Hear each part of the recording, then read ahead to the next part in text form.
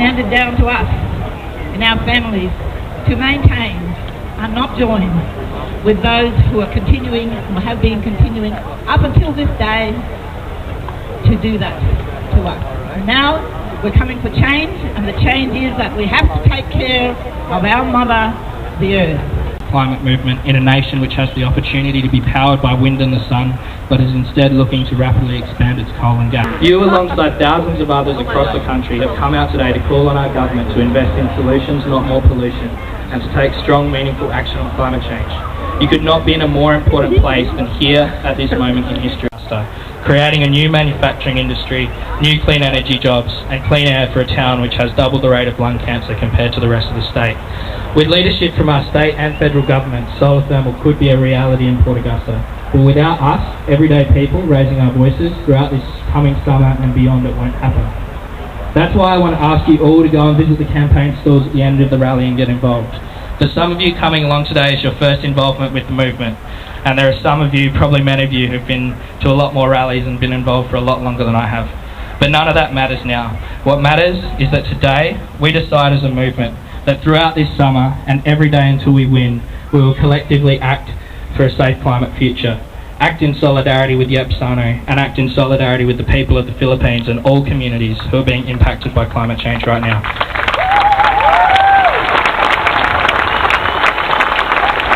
Why are we listening to the politicians on climate change? They are not the experts on the issue. They are the people who should be preparing us for it. We're starting to see human activity contributing to changes in our planet in a major way. You also probably remember back in September the Intergovernmental Panel on Climate Change released its 5th assessment report.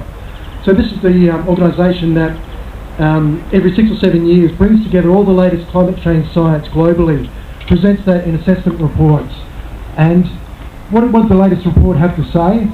Well, one of the major points is that all of the various indicators of climate that we see around the world, those increasing greenhouse gas levels are trapping huge amounts of extra heat in the climate system. Much of that heat's going into the ocean, so ocean heat content is rapidly rising. We're seeing increases in atmospheric and surface temperatures. We're seeing increases in frequency of heat extremes. We're seeing the oceans rising in response to the warming of the oceans and melting of glaciers around the world. So a whole range of indicators around the world, including increasing acidification of the oceans in response to the oceans taking up some of the extra carbon dioxide we're putting into the atmosphere. So we are changing the planet in a major way already, and that's made clear in that report. I guess one of the other things that was pretty clear in the report as well, that they highlighted, in contrast to some of the earlier reports, is climate change doesn't stop at 2100, at the year 2100. They made it clear in the report that the changes we're making now are going to play out for a long period of time. 25% of the carbon dioxide that we put into the atmosphere now is still going to be there in 1,000 years' time, causing warming and changes over that period. So we've touched on this already today in some of our earlier speakers. We, right here now, are at an important juncture in human history, in that the choices we make have huge impacts over coming decades, over hundreds of years, and even thousands of years.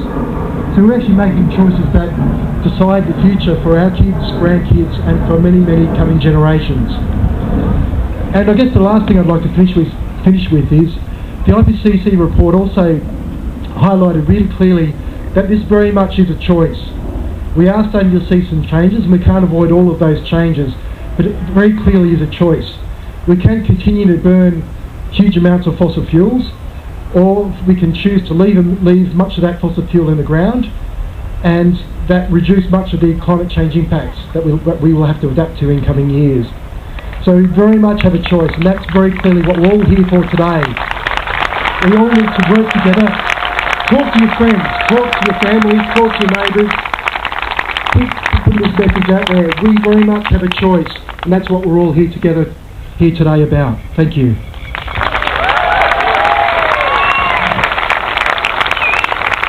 Thanks, Darren. We really are in the critical decade this decade. If we don't actually take climate action, What future are we going to leave for our children? How can the government be committed to large-scale renewable energy projects in South Australia when it doesn't understand that these projects need purchase power agreements to sell the green power to be feasible? We will have renewable electricity generation above 50% per year, with longer periods where we export our excess wind and solar energy to other states by 2020. We will achieve a 40% reduction of the state's emissions, not only from our renewables, but by ensuring that all new major projects support greenhouse reduction efforts. Our electric rail and train network will be run on green power renewable energy. We will see many new electric car and moped parks with solar charging stations. The first large-scale concentrated solar thermal power station will be built near Port Augusta, and community and large regional scale photovoltaic projects will be thriving. What do you want, Adelaide?